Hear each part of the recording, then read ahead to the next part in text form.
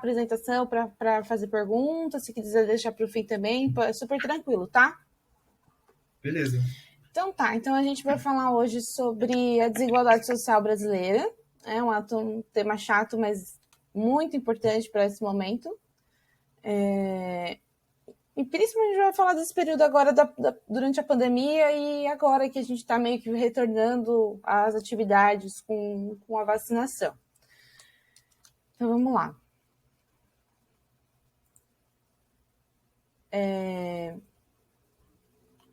Então tá. A desigualdade social do Brasil ela não é nenhuma novidade, né? A gente vive com esse problema faz muito tempo, acho que desde quando o Brasil é Brasil, do jeito que a gente conhece.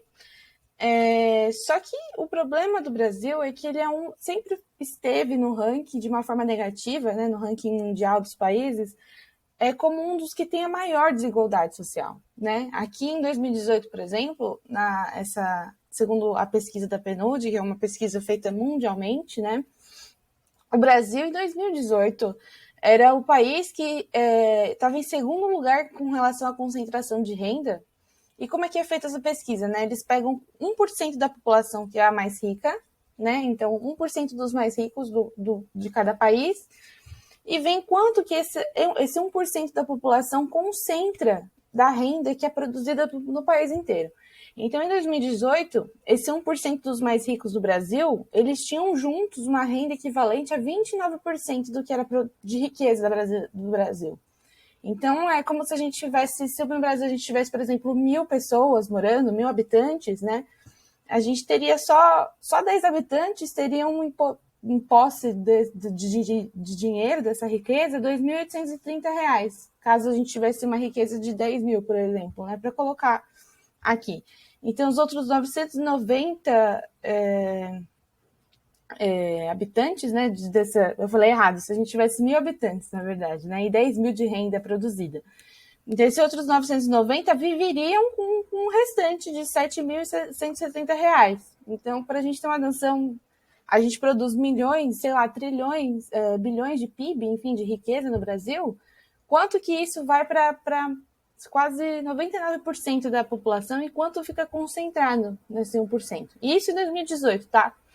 Aí aqui a Credit Suisse, que é um banco também internacional, ela também faz essa análise com relação à concentração de renda, e ela falou para a gente que em 2020 a concentração de renda do Brasil, por conta da pandemia e toda a crise econômica gerada por ela, aumentou. 1% da população mais rica brasileira ficou com quase metade das riquezas produzidas no país.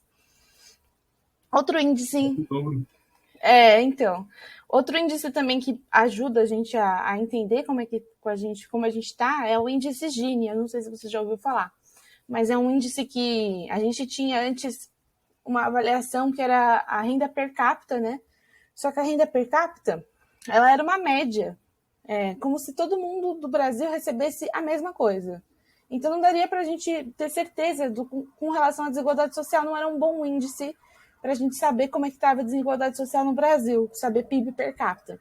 Então, um estudioso italiano, né, o sobrenome dele é Gini, criou o índice Gini, que vai de 0 a 1, em que 0 quase não existe desigualdade social, então quase todos os indivíduos vivem igualmente dentro de uma sociedade, e o 1 é quando é uma sociedade muito desigual. E o nosso índice Gini em 2018 estava bem no meio do caminho. Só que a gente já teve... acima de 6 é considerado um índice de desigualdade econômica muito grande. E a gente já teve nesse patamar. Só que nos últimos 20 anos, a gente tinha conseguido calibrar esse índice e estava até tendo uma queda no índice Gini. Mas a gente começou a ter uma tendência de aumento nesses últimos anos que precedem a pandemia. E a gente vai ver um pouquinho agora por quê. Então, como eu falei, né, a pobreza e a miséria no Brasil não são novidades, nem a desigualdade social. Né? É só sair de ônibus ou de carro aqui em São Paulo, por exemplo, a gente vê condomínios de alto luxo de um lugar e do mesmo lado a gente vê uma comunidade, uma favela, muro a muro. Então, a gente sabe o quanto a desigualdade social está presente nas nossas vidas e ela não é um problema recente, né?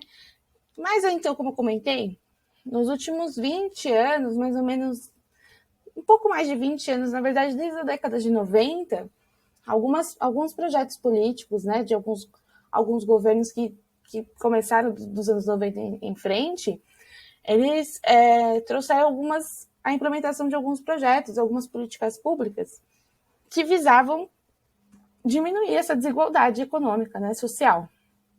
Então, um dos projetos mais importantes que começaram, né, foi o Bolsa Escola nacionais, né, projetos nacionais. A gente tinha alguns projetos regionais, né, em algumas cidades, alguns estados, tinha algumas políticas públicas implementadas, mas só naquela região. Mas o primeiro grande projeto assim nacional, com vigência nacional, foi o Bolsa Escola, que o Fernando Henrique Cardoso criou em 2001, no último ano do mandato dele, do segundo mandato dele como presidente, né? O Fernando Henrique ele foi presidente do Brasil de 94 até quase 2002, Lula de 2002 até 2010, enfim, Dilma de 2010 a 2016, depois o Temer e agora o Bolsonaro. Então, o primeiro programa grande, assim, de política assistencial mesmo, foi o Bolsa Escola. E depois, com o Lula, com a chegada do Lula na presidência, esse programa ele foi reformulado, né? Ele deixou de se chamar Bolsa Escola porque ele se tornou um projeto um pouco mais amplo, né? Então o que a gente conhece hoje como Bolsa Família, né? O Bolsa Escola virou o Bolsa Família. Só que além de dar uma premiação, não é premiação, mas uma ajuda, uma assistência financeira para famílias de baixa renda, pelas crianças que estão na escola, vacinadas e tudo mais, ele também criou alguns outros programas que ficavam agregados ao Bolsa Família, né? Que era o Bolsa Alimentação, o Auxílio Gás. Não só essas políticas, né? Mas essas são as mais importantes, talvez, né? Para esse período. Durante e depois do governo Lula e Dilma e tal, a gente teve a implementação de outros programas tão importantes quanto esses programas de transferência de renda para a família de baixa renda. Aí eu não sei se você se lembra, que idade que você tem, mas a gente teve outros programas tão grandes quanto, que foi, por exemplo, o Luz para Todos, né? Que era um programa que levava energia elétrica para um monte de família que não tinha. A gente também teve a introdução do FIES, do ProUni, que fazia a inclusão, né, das pessoas no ensino superior. Isso era algo que só gente que tivesse dinheiro para passar para uma pública ou que tivesse dinheiro para pagar a faculdade conseguia entrar. Então, houve essa popularização, vamos dizer assim, do ensino superior, né?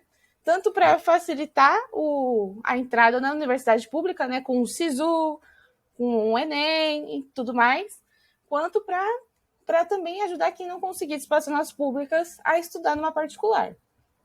Eu terminei o ensino médio, acho que em 2005. Acho que foi o primeiro ou o segundo ano do ProUni. Assim. Então. Eu entrei no ProUni em 2006, então... Legal, você é formado em quê? Formado em moda, mas quando entrei no ProUni foi administração, depois eu consegui a bolsa de publicidade e propaganda, mas não terminei, eu só consegui a bolsa, aí o horário não dava certo, eu precisava trabalhar, enfim, aí era um pouco mais complicado. Mas eu me formei em moda muito tempo depois. Legal. Então você sabe, melhor do que eu até, sobre a qualidade desses programas e como foram importantes, né, para a maioria da população, né? E não só isso, né? Durante a era o presidente, os anos do Lula e também acho que da Dilma um pouco, cresceu o número de universidades federais, né? A gente tinha um número de universidades federais e muito mais institutos e outras universidades foram criadas. Se eu não me engano, acho que a UFABC é uma das universidades recentemente criadas. Outros institutos federais também. Então, aumentou a gama de opções públicas, né, pelo Brasil afora. Então, aqui a gente tem... Eu trouxe algumas manchetes dos anos de 2016 e 2011, se eu não me engano, que aqui é um estudo, a primeira manchete aqui é um estudo da USP, da Faculdade de Economia e de Administração da USP, né, falando que a queda recente da desigualdade no Brasil, que está falando dos anos anteriores a 2016, lógico, deve-se às políticas públicas.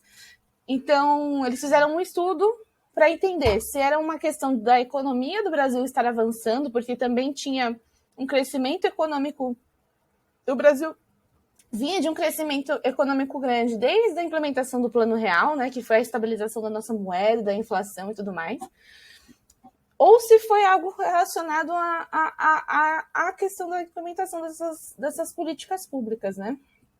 E o estudo revelou que foi isso, foi principalmente a inclusão das pessoas em nível superior. Isso fez com que as rendas familiares aumentassem e aí o que gerou, né, todo o efeito em cadeia na economia, né? Quando uma renda, a família tem mais renda, ela gasta mais, consome mais, ela quer melhorar a sua casa, ela quer melhorar a educação dos seus filhos, enfim. Então, quando a gente melhora o grau de instrução da população, a renda aumenta e também a economia que gira ao redor disso, né?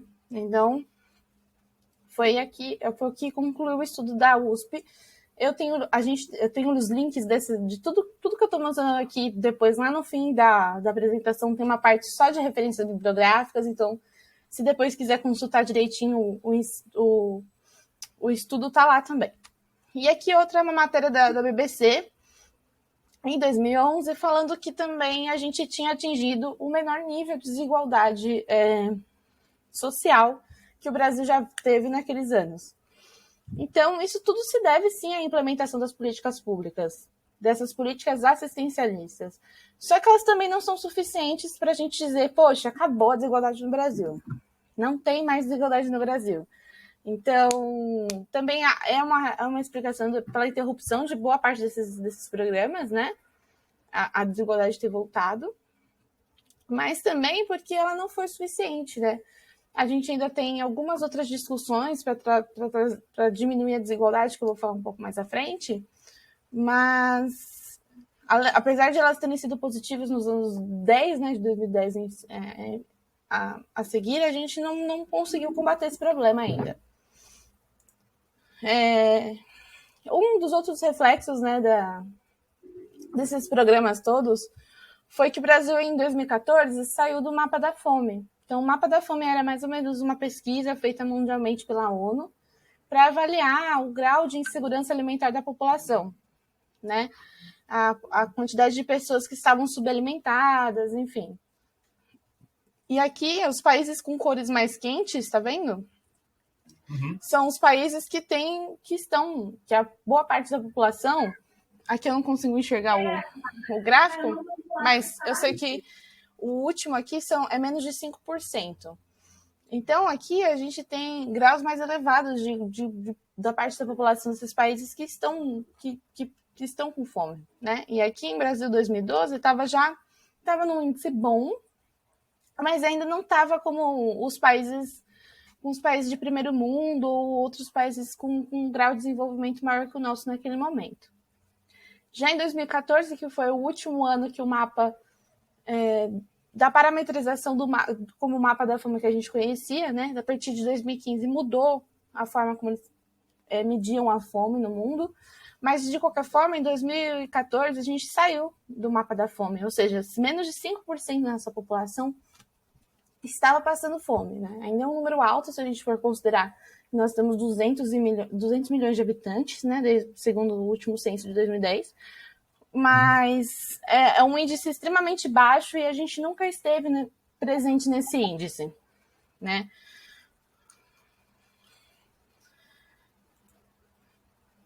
E aqui também tem outro gráfico que representa como a gente estava num ritmo de queda, né? Da questão... Oi? Deixa eu só te interromper rapidinho, desculpa. Não. Mas está lá no final do último slide que no ano que a gente saiu do mapa da fome, eles mudaram a forma como eles avaliam isso daí. Depois de 2014, não sei se você sabe, mas nós voltamos para o mapa da fome ou a gente continuou fora dele? Então, eles tem algumas até notícias que saíram que a gente tinha retornado ao mapa da fome, né? Em 2020. Só que existe um problema aí de semântica, vamos dizer assim, né? Porque o mapa da fome, ele mudou. Então, não dá pra gente falar que a gente voltou de algo que não é feito mais da forma como a gente conhecia. Então, para os novos parâmetros, né, do mapa da fome, que veio desde 2015, então de 2015 para frente é como se fosse o mapa da fome 2.0, a gente voltou a entrar em estado de atenção. Então, não dá para a gente falar que a gente voltou, mas a gente porque o mapa da fome mudou, mas a gente está de novo sob um estado de alerta com relação à insegurança alimentar no Brasil. Então, era algo que a gente não via desde 2014, quando a gente saiu. Mas no último ano a gente voltou a estar sob essa condição de pobreza, de aumento dessa desigualdade que reflete na fome, né, do Brasil. Uhum. E aqui, nesse gráfico, mostra que em 92 a quantidade de número de pobres que a gente tinha na nossa população, né? E aqui era quando tem uma taxa, se eu não me engano, são R$246 por pessoa, ou menos de R$246 por pessoa, algo assim.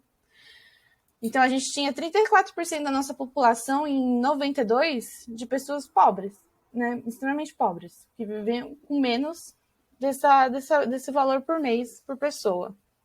Então, a gente vem com a estabilização da moeda, que nem eu falei, né? Que a gente tinha altos níveis de inflação no fim dos anos 90, ou perdão, no início dos anos 90 e anos 80. Então, com essa estabilidade econômica, e também depois aqui nos anos 2000, com a implementação dessas políticas assistenciais que a gente comentou, a gente vinha em uma queda, uma evolução de tendência de queda muito boa. Até em 2014 a gente atingiu o menor número. Menos de 10% da nossa população era considerada pobre. E aí, a partir de 2014, a gente voltou, né, a números, uma tendência de alta, mas até que em estabilidade, se você for ver, de 10% a 11%. Ainda menos que 2011, por exemplo, que estava em 12%. Só que a gente voltou a ter uma tendência de alta, sim, por conta da crise econômica. Também era uma época que, não sei se você se lembra, mas começou a crise política do governo Dilma e tudo mais.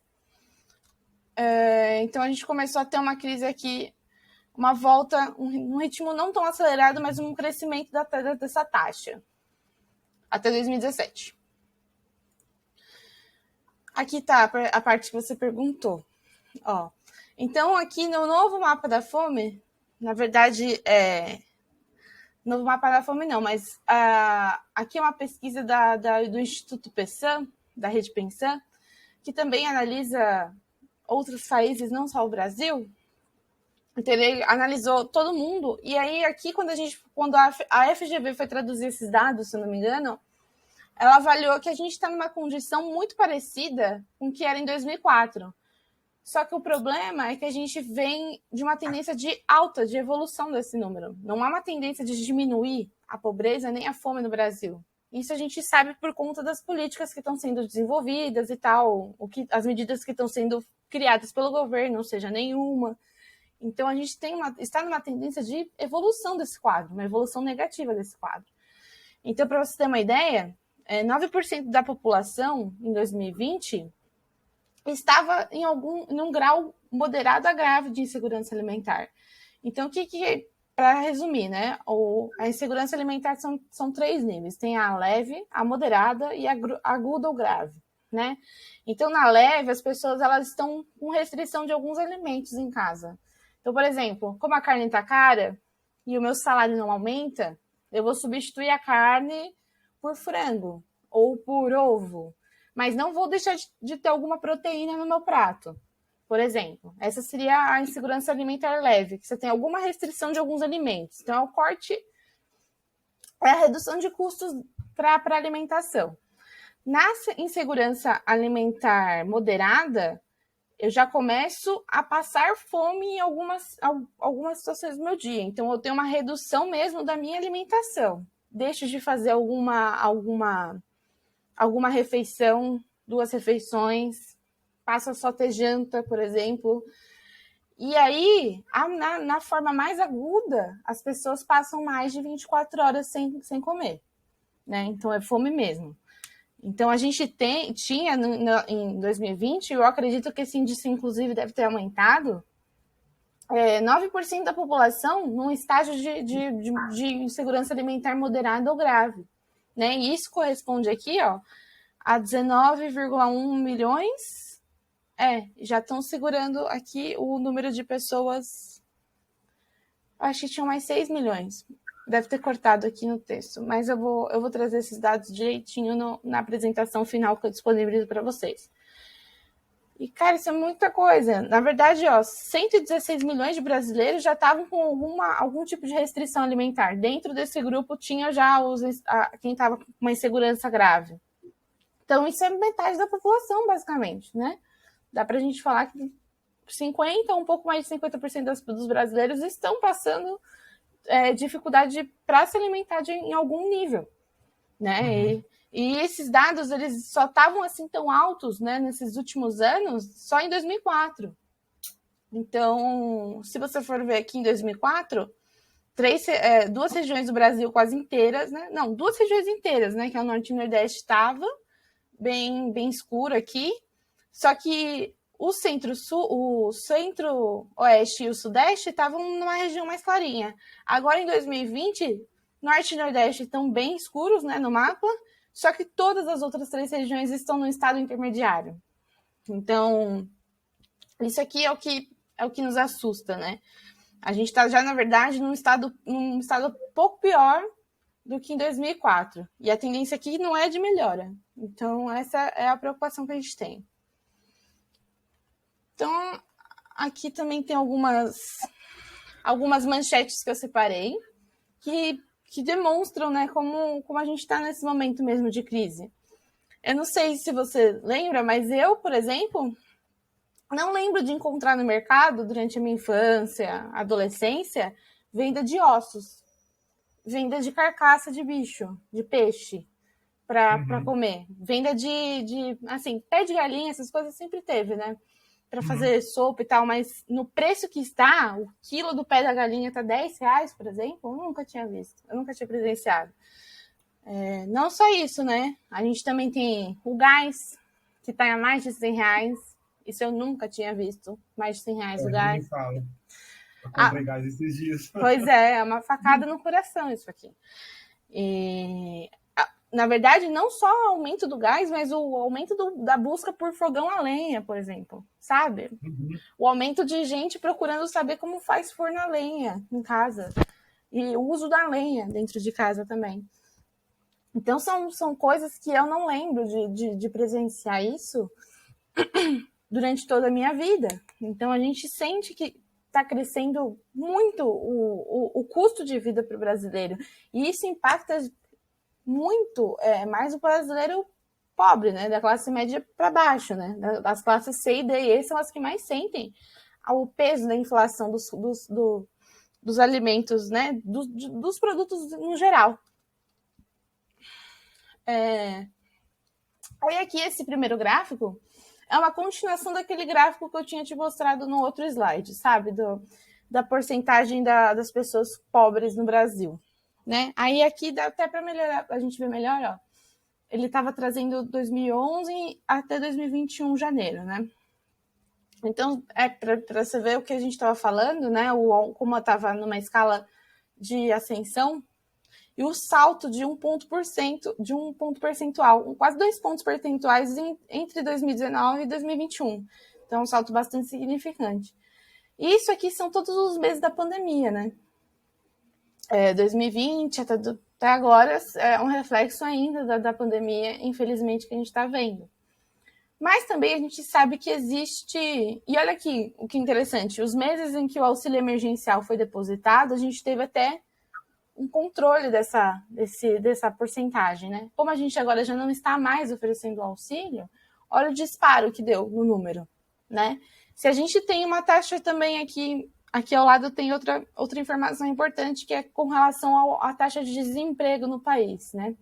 Não só o aumento da pobreza, mas parece até ser um pouco redundante falar, mas a gente está vivendo isso também porque o número de desempregados no Brasil tem crescido muito, né? O número de ofertas de trabalho tem diminuído e por isso mais pessoas ainda estão desempregadas. Então, isso é um reflexo direto da desigualdade, que causa a desigualdade social no Brasil, né? Então, aqui, no primeiro trimestre de 2021, a gente tinha 14 milhões de desempregados, quase 15 milhões de desempregados. Então, são pessoas que ainda estão procurando emprego, tentando voltar para o mercado de trabalho. Então, a gente tem quase 15 milhões de pessoas nessa condição, entregando currículo, enfim. Agora a gente tem 7 milhões de subocupados. Então, são pessoas que poderiam estar trabalhando mais, mas por conta da crise econômica não estão. Eles tiveram uma redução do período trabalhado. Então, por isso também, isso reflete também na renda que eles conseguem, né? Então, se eu trabalhava 8, estou trabalhando 6, então eu estou ganhando menos. Então, isso é um reflexo também. E outras 11, quase 11 milhões e meio de pessoas não estão trabalhando, não estão também procurando trabalho, porque já tentaram e não conseguem. E a gente tem ainda 6 milhões... na verdade, são 6 milhões de desalentados, né? São as pessoas que desistiram de procurar emprego. E, enfim, a gente está num quadro bem problemático. A gente também bateu recorde na taxa de desemprego, né? Nesses últimos 20 anos, ela chegou em 14%, 14,7%, se eu não me engano. Então, é o desemprego que está alto, reflete no aumento da pobreza, na diminuição da renda, enfim. E a inflação ainda para ajudar tudo isso, que aumenta dia a dia e está quase que descontrolado. E aí, aqui, um pouco para fechar essa parte mais do conteúdo, depois a gente vai avançar para uma parte de discussão de como a gente poderia sair desse quadro, é que o que eu estava te falando é que as notícias não são das mais animadoras, né? Por conta da pandemia e do atraso que a gente teve para retomada das atividades econômicas e dos serviços, das rotinas presenciais, que a gente sabe que poderiam não ter sido tão atrasadas se a gente tivesse começado a vacinação lá em novembro, né? Que a gente sabe das propostas que foram negadas pelo presidente, pela Pfizer, pela Coronavac, enfim. Então, se a gente não tivesse atrasado tanto o retorno dessas atividades, se a gente tivesse conseguido pagar o auxílio emergencial com constância e num valor que desse para as famílias se manterem em casa e ter controlado a inflação durante esse tempo, a gente não teria um reflexo tão negativo como a gente vai tá tendo agora. Então, a tendência é de alta nesse número. E por quê? Isso tem muito a ver com a questão da escolarização, que a gente viu que foi o que nos tirou da desigualdade, diminuiu nas nossas taxas em 2015, né, naquelas pesquisas, mas agora, por conta da pandemia, as crianças, principalmente as crianças que estudam nas escolas públicas, ficaram sem as atividades presenciais. Isso tem um impacto muito importante. Por quê? A criança não vai só para a escola para estudar, ela vai também para se alimentar, né? Boa parte das crianças precisam da alimentação disponível na escola. Aquilo faz parte da rotina alimentar dela. E, além disso, cada ano que é perdido na escola para o aluno representa 15% a menos do salário que ele poderia receber no futuro. Então, a gente já tem um retrato de que, por exemplo, essas crianças que perderam esse ano, principalmente as crianças do ensino médio, podem já ter perdas futuras no salário. Então, uma diminuição de renda já prevista para o futuro dessas pessoas, que serão novos chefes de família, que serão, por exemplo, novos pais e mães que vão estar colocando seus filhos e serão a força de trabalho do Brasil daqui a alguns anos. E também fica 8% mais difícil para essas pessoas que perderam um ano escolar de conseguir um emprego. Então, são reflexos que afetam principalmente, de novo, a população mais pobre. Também é um recorte racial, sim, porque a gente sabe que quem está mais na escola pública são as pessoas negras. Também é uma questão regional, porque, como a gente viu, esses problemas com a pandemia afetam muito mais algumas regiões do país que são consideradas mais pobres, que não têm um nível de desenvolvimento econômico igual ao do estado de São Paulo, por exemplo, que vão sentir. Então, basicamente, os alunos negros, nordestinos e pobres vão ser os que vão mais sentir no futuro essa conta da pandemia, todos esses atrasos decorrentes da pandemia e também da falta de organização do governo Bolsonaro nas tratativas da pandemia. Então, aqui tem, inclusive, um dado interessante, por exemplo, para evidenciar a questão regional, né? Em Santa Catarina, 2% dos alunos, tanto de escola pública quanto particular, não receberam nenhum material ou nenhum tipo de aula, atividade para ser exercida em casa. E esse número no Pará, na verdade, salta para 42%.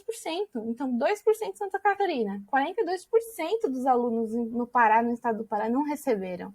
Então, isso olha como isso impacta regionalmente também alguns alunos, né?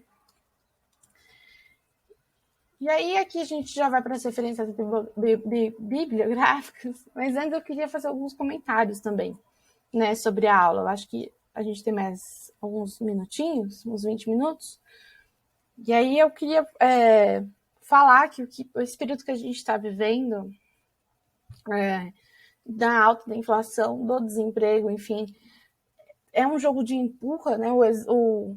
A presidência, o executivo fala que é culpa dos governadores, enfim, porque a taxação, o preço da gasolina e do gás poderia estar mais barato se fosse o imposto, o ICMS, que é o imposto dos estados, fosse mais barato. E isso tudo, na verdade, é uma grande mentira, né? A inflação está do jeito que está por uma questão de custo, né? A gente tem alguns tipos de inflação, e um deles é a inflação de custo. O que é a inflação de custo? É quando o custo para a produção de um produto ou de um serviço, um bem ou de um serviço, se eleva. Então, por que a gente está vivendo inflação de custo? Porque a gente está passando por uma crise hídrica, muito importante lembrar. Então, a crise hídrica afeta a produção de energia do país. Por que a gente está vivendo uma crise hídrica? Porque faz 3 anos que o Brasil está numa escalada acelerada de desmatamento, de queimada, de desflorestamento, enfim, numa regressão ambiental muito grande. Isso causa reflexos imediatos, é o que a gente está vivendo desde o ano passado. Só aumenta o número de escassez de água. E a água para a gente é fundamental, tanto para a sobrevivência aqui das residências, mas também da indústria, da parte agrária, econômica. Outra questão, o câmbio está lá nas alturas, né? O dólar está super alto. Se eu produzo carne, eu vou vender aqui no meu Brasil que está em real, ou vou vender para outro país que é em dólar? Então, eu causo outra crise de desabastecimento, né? Se está mais barato, se está mais caro e mais lucrativo eu exportar, para que eu vou deixar a minha mercadoria aqui? Então, eu tenho essa evasão de produtos e bens produzidos, né? Isso foi a causa da alta do arroz, da alta da carne. Então, a inflação é culpa tanto dessa má gestão, né, do governo, com relação à crise energética causada pela crise ambiental, né? O câmbio também. Por que o nosso câmbio está alto? Porque a gente não tem trabalhado de forma eficiente para os investidores, enfim, acharem que o real precisa estar valorizado. Então, é por isso que o dólar está disparado, né? Porque não existe política que faça com que o risco de se investir no Brasil seja mais barato. Então, existe essa questão cambial. Com relação ao combustível, né, e ao gás, por exemplo, a política da Petrobras para precificação dos produtos, né, porque todo o petróleo, todos os produtos do petróleo que são produzidos no Brasil são da Petrobras, são da estatal. Então, mas a política de precificação dela não é baseada com os nossos critérios, ela se baseia com os critérios internacionais. Então, ela leva em conta o câmbio, que a gente já sabe que está alto. E outra coisa que ela leva em consideração para o preço é o preço do barril lá fora. Então, a gente está pagando caro porque o dólar está caro e o preço do barril também é contabilizado em dólar. Então, não tem ICMS que possa baixar a gasolina para menos de R$3, por exemplo. Não tem ICMS que faça com que o gás volte a ser R$60, que é um valor já está caro, que seria também caro para muitas famílias. Então, e outro problema é que a gente não tem nenhuma medida de política pública assistencialista, enfim, de transferência de renda que seja a ser feita nos próximos meses. Então, a gente não tem um cenário nem a curto nem a médio, porque a gente também tem eleições no ano que vem e não dá para a gente saber com certeza quem que vai ganhar.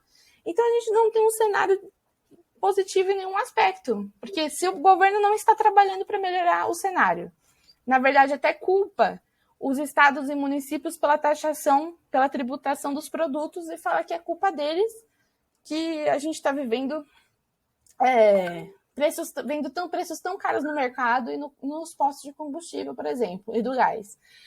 Então não existe um cenário que possa trazer alguma mudança positiva para isso. E, além disso, a reforma tributária, né, que está em andamento, enfim, está sendo discutida, acho que já está no Congresso, se eu não me engano, não traz tantas mudanças assim que serão perceptíveis, que trarão efeitos imediatos, sabe? Para reorganizar essa questão financeira das famílias, né? Então, a gente precisaria tanto da volta dessas políticas de transferência, de renda para as famílias. É urgente isso, a volta de algum tipo de auxílio para que elas possam comer, né? Para que elas possam viver, sobreviver. Além disso, também seria muito importante a implementação também de uma reforma tributária que não seja essa regressiva, né? Que a regressiva, na reforma tributária, na tributação regressiva, a gente coloca imposto nos consumos. Então, se eu compro 1 quilo de arroz, eu vou pagar imposto. Se eu compro gasolina, eu vou pagar imposto. Então, quando o imposto é baseado no consumo, todo mundo paga o mesmo imposto. Só que quem tem uma renda maior não vai sentir tanto o peso da tributação, né? Porque se eu, por exemplo, eu e você, eu vivo com R$2.000, você vive com 1.000. A gente precisa de uma cesta básica para se alimentar por mês. Eu vou pagar o mesmo imposto que você. Só que eu tenho R$2.000 e você tem 1.000. Quem que vai sentir o peso maior dos impostos, né? Que são pagos. Então, a gente precisa fazer uma reforma tributária que deixe de cobrar, de tributar pelo consumo. E que comece a tributar pela renda, pelo acúmulo de riqueza, pelo acúmulo de propriedades, sabe?